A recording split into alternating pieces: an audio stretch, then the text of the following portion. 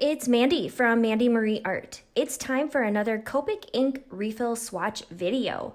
In this video, I'm going to swatch half of my collection of earth tones from Copic Ink. So let's dig in.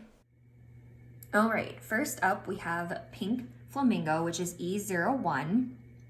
And this color, as the name implies, reminds me of the flamingo bird itself, not the crazy pink flamingo that you think of when you think of like caricature drawings.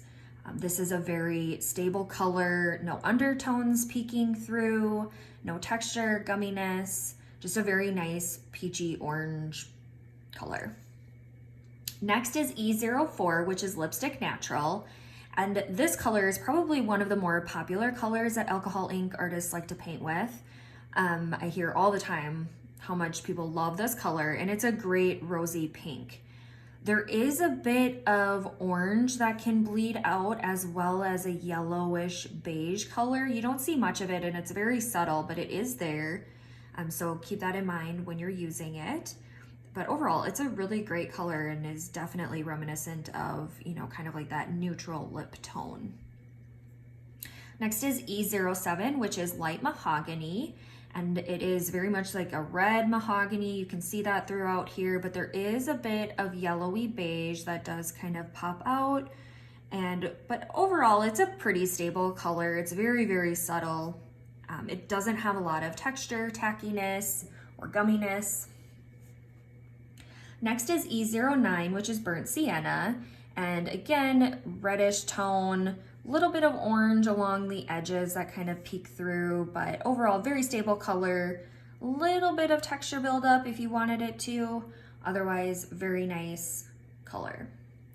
Next is E11, which is Barley Beige, and again, very stable, no undertones, no gumminess, no texture, just reminds me of a sandbox.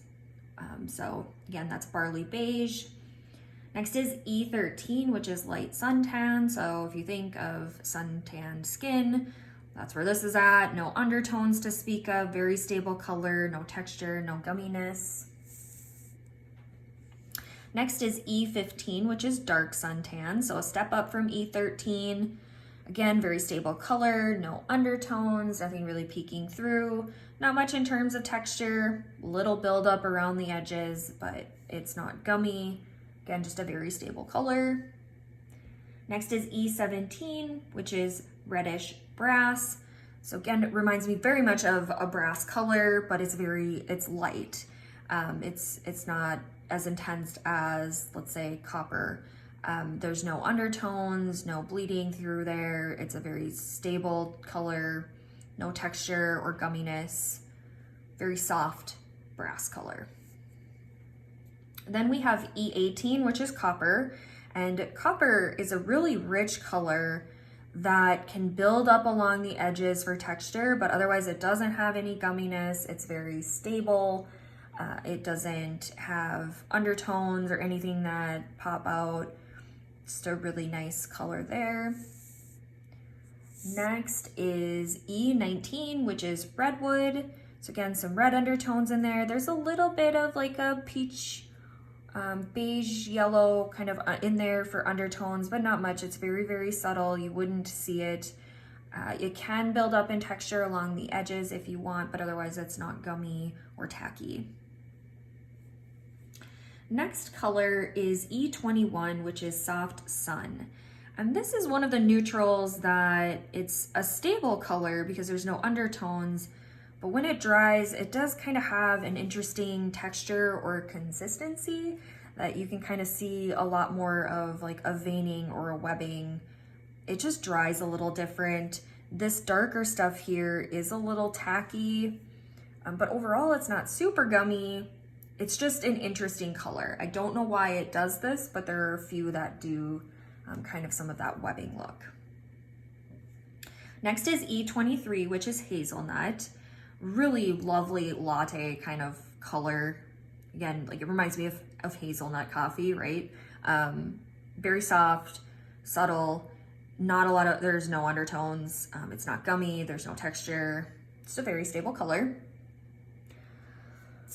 Then we have E25, which is Caribe Cocoa, and I love this color.